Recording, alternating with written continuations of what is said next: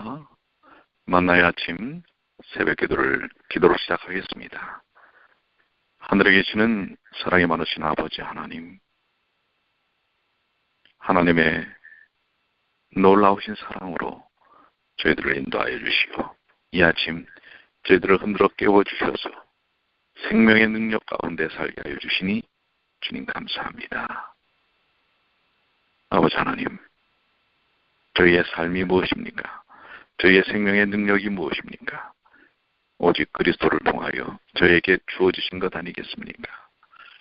그 귀한 생명을 인하여 주님을 찬양하며 주님께 영광 돌리는 삶을 살도록 도와주시옵소서.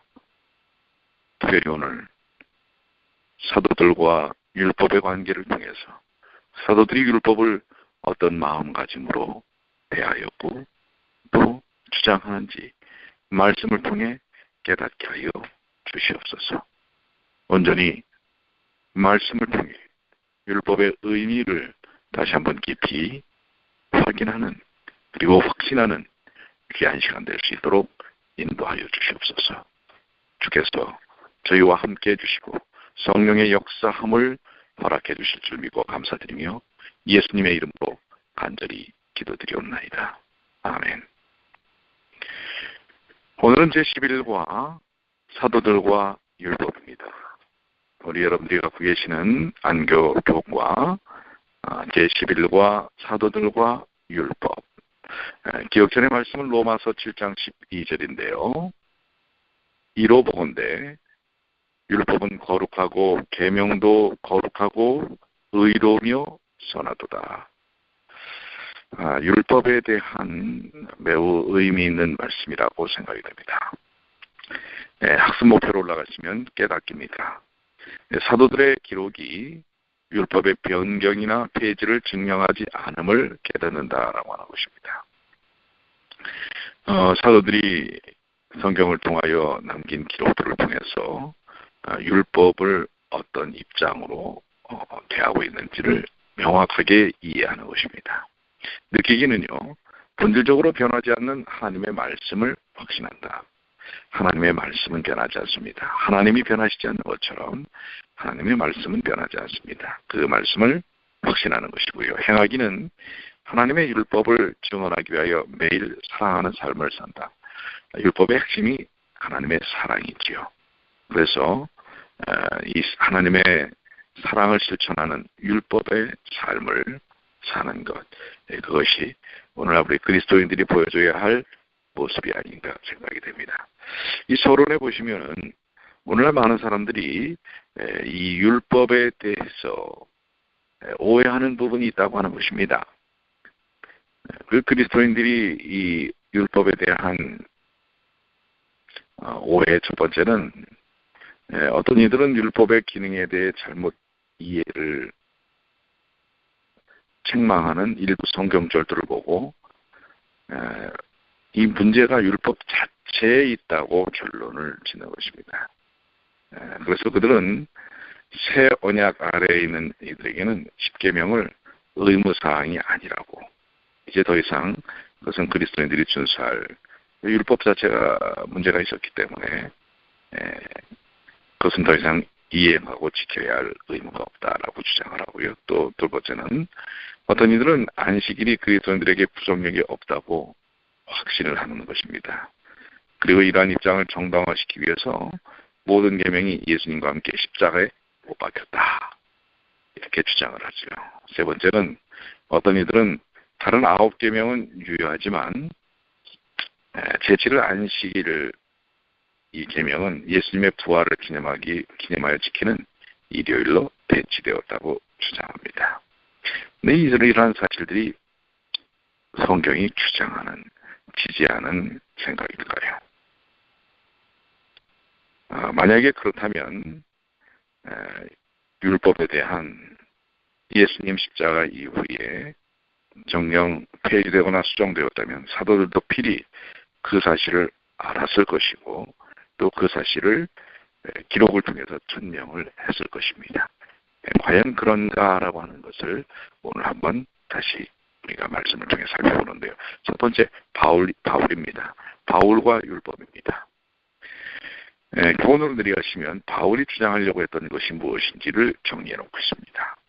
우리는 더 이상 율법 아래 있지 않지만 그리스도로부터 오는 은혜는 우리가 믿음으로 말미암아 의를 얻었기 때문에 율법을 지키라고 강권한다라는 것입니다. 우리는 더 이상 율법 아래 있지 않습니다. 구원도 율법을 통해서 받지 않습니다. 전적으로 그리스도의 은혜를 통해서 받는데요. 그리스도의 은혜라고 하는 것 자체가 우리가 죄에서 벗어난다는 거죠. 죄를 자각하게 하는 것, 우리가 죄에서 벗어나야 된다는 필요를 느끼게 하는 것 자체가 율법이라고 하는 것이죠. 그렇기 때문에 우리는 이 율법의 정죄에서 그리스도의 의로 인하여 구원받았기 때문에, 벗어났기 때문에 이제는 그 율법의 본질을 바로 그런 은혜 속에서 지켜나가며 살게 된다고 하는 것이죠. 이 율법과 은혜에 대한 바울에 대한 오해의 부분들이 있는데요. 그것은 한 부분만을 따서 접근할 때 그럴 오해의 부분이 있는데요. 로마서 3장 28절의 내용이 그것입니다. 그러므로 사람이 의롭다 하심을 얻는 것은 율법의 행위에 있지 않고 믿음으로 되는 줄 우리가 인정하노라. 이 말씀을 보면 율법 자체가 우리에겐 더 이상 의미가 없는 것처럼 표현되어져 있습니다. 그러나 31절에 그런즉 우리가 믿음으로 말미암아 율법을 파기하느냐? 그럴 수 없느니라. 도리어 율법을 굳게 세우느니라. 바로 이어서 이 말씀을 하고 있는 것입니다. 이 말씀의 문맥을 우리는 함께 앞절과 뒷절에 대한 부분을 다르게 이해해야 할 것입니다. 믿음으로 말미암는 의의 개념을 모르는 사람들을 위해 바울은 스스로 모순되려는 것처럼 보입니다. 이 앞절과 뒷절이 좀 약간 모순되는 것처럼 보이죠. 그것은 믿음으로 말미암는 의의 개념이 정확하지 않은 사람들에게 바르게 인식시켜주기 위함입니다. 바울은 그리스도인이 율법 아래 있지 않다고 주장함과 동시에 율법을 지킬 의무가 있다고 말하고 있죠. 이 문제를 해결하려면 하나님이 자신과 관계를 맺기 원하는 자들에게 의를 요구하신다는 사실을 기억해야 합니다. 분명히 하나님은 하나님과의 관계를 유지하기 위해서는 의가 필요합니다. 그런데 그 의를 우리 스스로 이룰 수 없습니다. 그것이 바로 그리스도의 십자가를 통한 은혜죠. 그 은혜를 통하여 우리가 구원받은 자들은 여전히 그 율법의 요구를 만족시켜야 합니다. 그것이 바로 그리스도의 은혜입니다. 그렇기 때문에 삶을 통하여 그리스도의 은혜를 통하여 우리는 율법을 순종하는 삶을 사는 것입니다. 율법이 의의 표준이 되기 때문에 그러하지요. 하지만 율법의 잣대를 들이대면 백성들은 의에 미치지 못하고 도리어 율법의 정죄를 받는데요. 그 정죄에서부터 율법의 잣대로 들이대는 것이 아니라 율법은 존재하는 것입니다. 그래서 의의 필요를 깨닫게 하는 것이죠. 그래서 의를 통하여 우리가 구원을 받지요. 그런 다음에는 그 의의 만족 속에서 의의 은혜를 통하여 우리는 그 율법을 만족시키는 삶을 사는 것입니다. 율법이 구원의 수단이라면 영생을 기대할 수 있는 자는 아무도 없을 것입니다. 그래서 그리스도께서 이 땅에 십자가에 달리심으로 그 구원의 놀라운 섭리를 이루시게 되죠. 그래서 그리스도인들은 율법이 아닌 예수 그리스도께서 허락하신 십자가를 통한 소망을 찾는 것입니다. 그리스도께서 율법의 정죄를 제거하셨기 때문에 그리스도인들은 자유로운 양심으로 하나님의 율법을 이제 따르는 것입니다. 그래서 그리스도께로부터 오는 은혜는 우리를 율법에서 자유롭게 우리를 완전히 벗어나게 해버리는 것이 아니라 정죄에서는 벗어났지만 율법의 본연의 뜻 속에서 오히려 그것을 하나님의 은혜로, 능력으로 따르도록 강권한다는 사실을 우리는 묵상해 봐야 할 것입니다. 자, 그렇기 때문에 묵상으로 올라가시면 그리스도인들에게 여전히 율법이 필요한 이유를 여러분들이 다시 한번 깊이 묵상을 하시게 되길 바라고요. 적용은 믿음으로 구원을 받고 동시에 율법을 존중하는 신앙이란 어떤 것인가 한번 여러분들이 삶을 통해서 실천해 보시길 바랍니다. 둘째 날입니다. 베드로와 율법입니다. 교훈을 내려가시면 베드로는 예수님의 최측근이었고 승천하신 이후에도 교회의 대표자 역할을 감당했지만 여전히 율법에 충실한 언약 중심의 신앙을 강조하였습니다. 여기서 이 선택과 의무라고 하는 부분이 나오는데요. 이 특별히 사도행전 10장의 내용을 보면 이 음식에 관한 부분이 나옵니다. 근데 이 음식에 관하여 베드로가 취하는 태도가 뭐예요? 좀 거부적이고 도전적이고 배타적인 것을 볼 수가 있습니다. 그래서 이것을 들어서 많은 이들은 봐라, 음식에 관한 율법을 베드로가 무시했다. 이제 거기에 대한 의미들을 다 보였다라고 얘기하는데 이게 사실 음식에 관한 얘기가 아닌 것을 여러분과 저는 알지 않습니까? 이 베드로가 음식에 관련된 율법을 이런 방식으로 생각했다면 십계명의 연속성에 대해서 그가 어떤 견해를 가졌으리라고 추측하려고 하는 것입니다. 그런데 이것이 음식에 관한 율법에 대한 것이 아니라 그것은 바로 이방인에 대한 복음 전도에 대한 깨어져야 하는 의식에 대한 것이라고 하는 것입니다. 그들이 갖고 있던 고착된 의식, 이방인들을 부정한 음식과 같은 것으로 생각했던 그들을 향하여 전도의 문을 활짝 열어야 한다는 사실.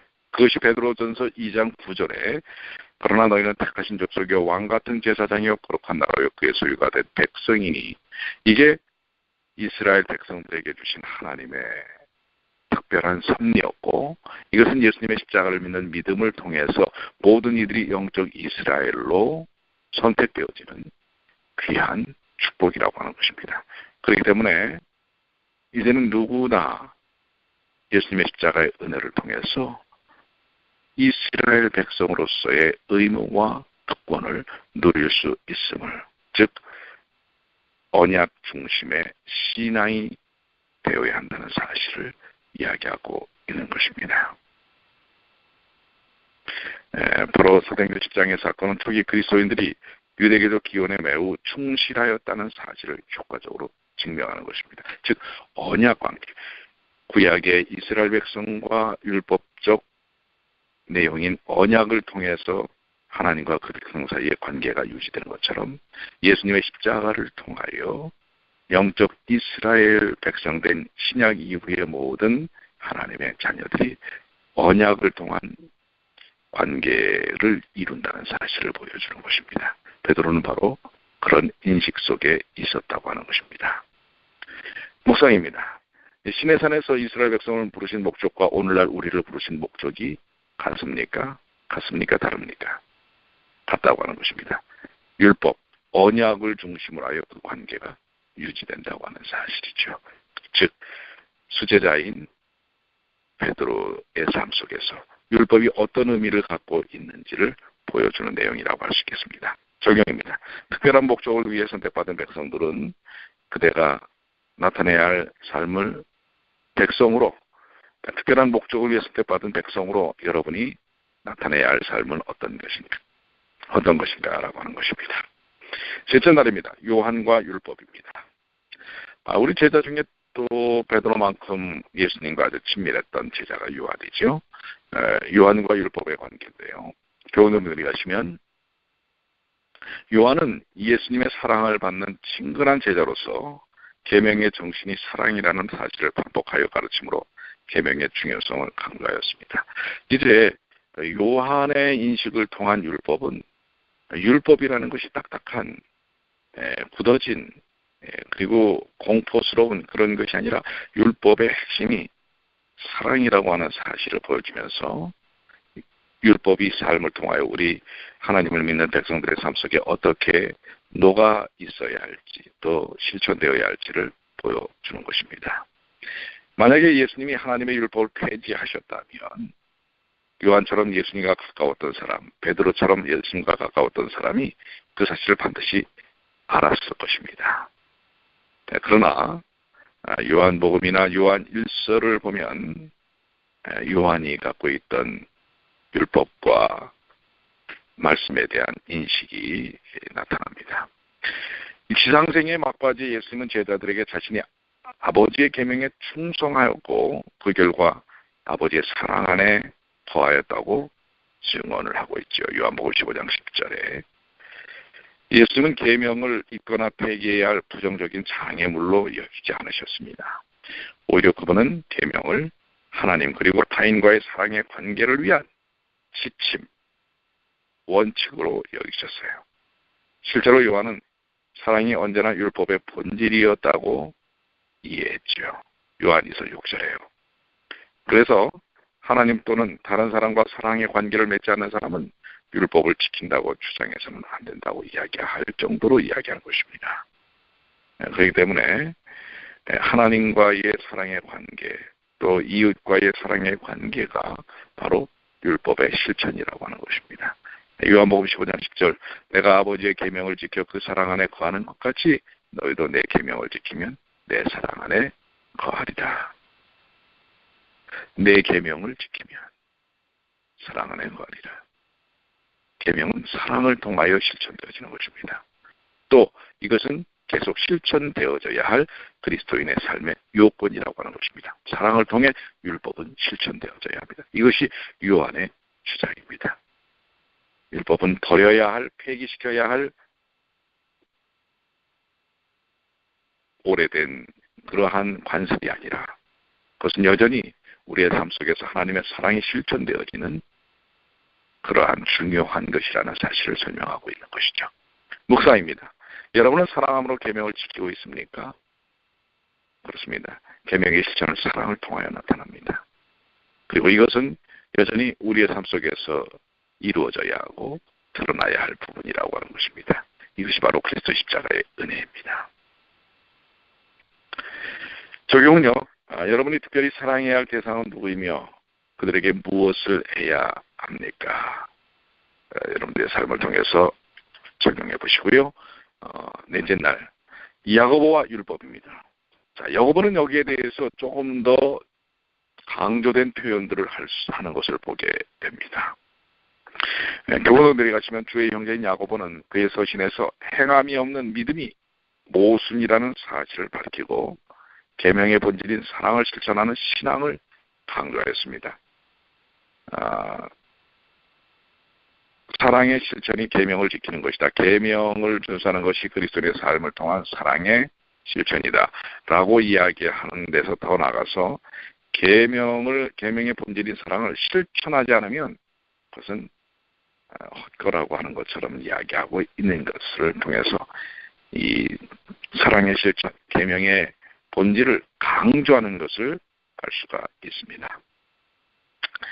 우리가 근데 이 율법과 복음에 대해서 자꾸 오해하는 경향은 마음속에 이 혼돈이 있는 것은 율법에 대한 바울의 가르침을 오해하다 보니까 앞에 나와 있는 것처럼요. 오해하다 보니까 율법의 역할에 대하여 야고보와 바울의 입장이 정반대라고 주장을 하고 있습니다. 그러나 그렇지 않죠. 핵심 쟁점은 구원에 있어서 행위의 위치인데요. 바울은 우리가 행위가 아닌 은혜로 구원을 얻는다고 선언했죠. 에베소 2장이에요. 반면 야고보는 행함이 없는 믿음은 죽은 것이라고 강조하고 있습니다. 그런데 이 두 진술은 서로 상반되는 것일까요? 반대되는 내용일까요? 아니라고 하는 것이죠. 바울이 율법을 무효화하지 않는 은혜에 대하여 여러 번 이야기했던 것을 야고보는 단지 조금 강한 방식으로 표현했을 뿐이라고 하는 사실입니다. 로마서 13장 9절에서 바울이 설명했던 것 같이 야고보도 하나님의 율법의 본질이 사랑이라는 사실을 이해했습니다. 사랑을 실천해 보이지 않는 사람은 아무도 진실로 하나님의 계명을 지킨다고 주장할 수 없다고 하는 것입니다. 그렇기 때문에 사랑의 실천이 중요합니다. 그리스도의 십자가의 은혜를 통하여 그 영원하신 사랑의 은혜를 경험한 사람들은 삶을 통하여 사랑을 실천하는 계명의 본질을 지키며 사는 것이라는 사실입니다. 이것이 바로 야고보가 그래서 이러한 사랑의 실천이 없다면 그리스도인은 그 믿음이 헛것이라고 하는 것을 이야기하고 있는 것입니다. 말로만 믿습니다 하고 다른 사람을 사랑하지 않는다면 그것은 온전한 믿음이 아니라고 하는 것이고요. 그 사랑을 실천하는 사람은 율법을 지키는 삶을 사는 것이라고 하는 것을 말씀하고 있는 것이죠. 묵상입니다. 여러분의 믿음은 살아있습니까? 아니면 죽어있습니까? 말로만 하는 죽어있는 믿음입니까? 아니면 그리스도 십자가의 은혜를 통하여 율법의 본질을 지켜나가는 사랑을 실천하는 삶을 사는 삶일까요?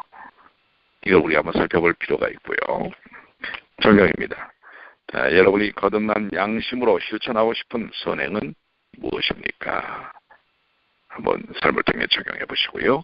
다섯째 날입니다. 유다와 율법입니다.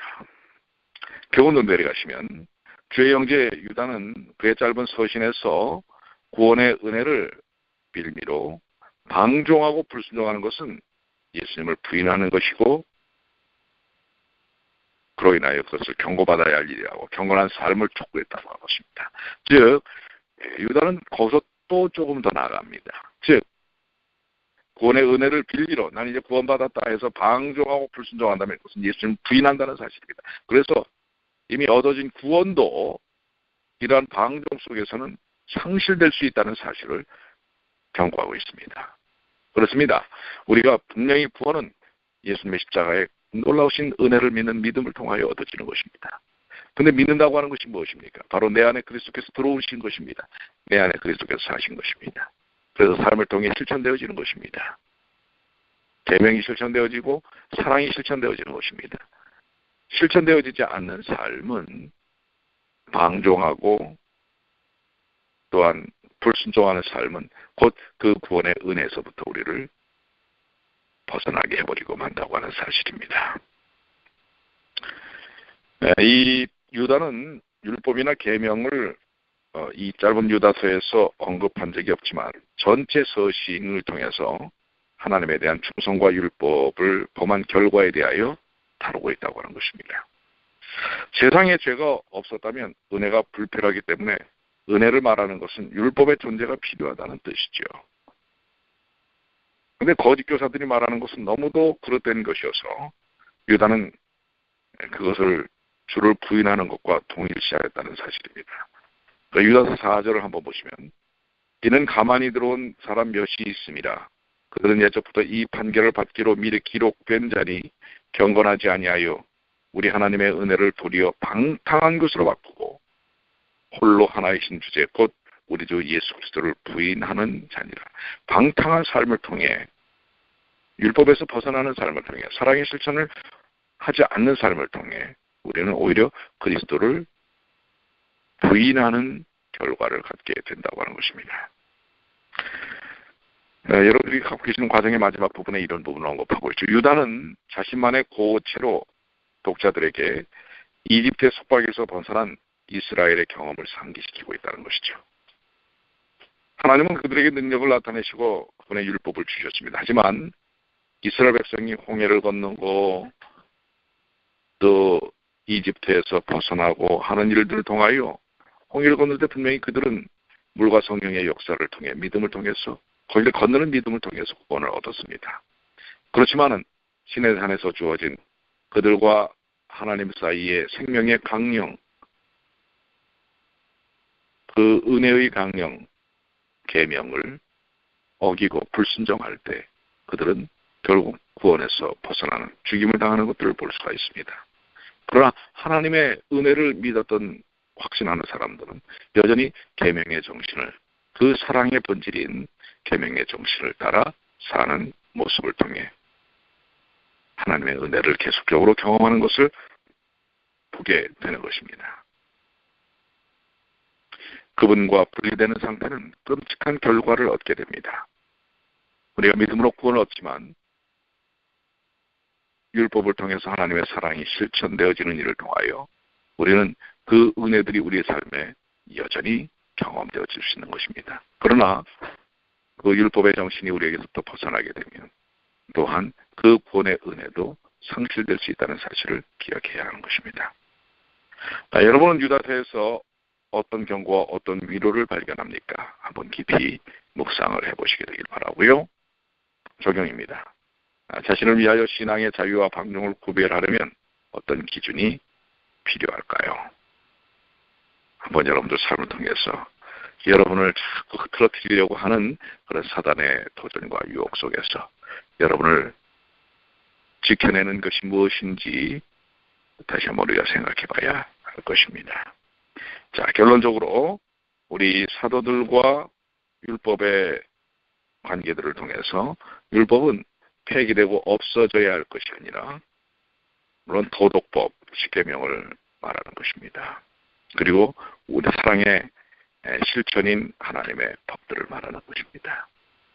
이 말씀들은 하나님의 은혜를 통하여 십자가의 은혜를 통하여 여전히 우리 삶 속에서 경험되어지고 실천되어지고 순종되어져야 할 말씀이라는 사실을 우리에게 깨닫게 합니다. 결론입니다. 사도들은 그리스도께서 죽으신 후에 율법이 변경되거나 수정되었다고 언급하지 않았다고 하는 것입니다.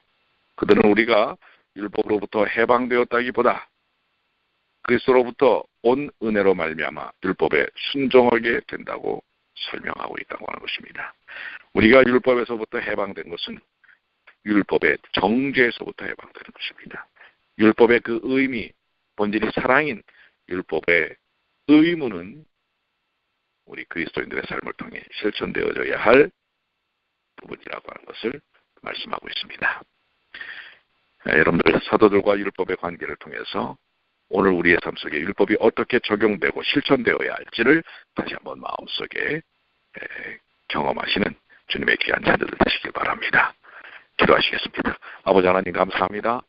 사도들의 기록들을 통해서 사도들이 율법을 어떤 마음가짐과 또 어떻게 우리에게 권면하는지를 다시 한번 정리할 수 있도록 도와주셔서 감사합니다. 율법은 폐해지는 것이 아니라 우리의 삶 속에서 그리스도의 은혜를 통하여 더 완전케 되는 것입니다. 율법의 본질이 사랑이기 때문에 그렇습니다. 사랑의 실천을 통하여 율법은 경험되어집니다. 오늘 저희가 그리스도의 십자가의 은혜와 능력을 통해서 율법이 우리 안에서 완성되어지는 삶을 살도록 도와주시옵소서. 오늘 금요일 안식일 예배입니다. 우리에게 다가온 그 귀한 축복의 시간들 주님과 함께 할 수 있도록 도와주시옵소서. 특별히 어제부터 시작한 우리 청년 전도 부흥회에 우리 모든 성도들이 함께 기도하며 또 참여하며 또 많은 청년들이 와서 주님을 발견할 수 있도록 도와주시옵소서. 어제 샌더 목사의 강렬한 메시지가 있었습니다. 너무나 은혜로운 메시지였습니다. 아버지 하나님, 우리가 예수 중심의 삶을 살 수 있도록 도와주시고 우리 청년들에게 놀라운 변화의 역사가 일어나고 있음을 인하여 감사합니다. 주여, 우리 뉴욕 중앙의 청년들을 축복하여 주시고 우리 모든 성도들을 축복하여 주셔서 더욱더 말씀 위에 굳건히 설 수 있도록 인도해 주시옵소서. 우리 주님 예수님의 이름으로 간절히 기도드리옵나이다. 아멘.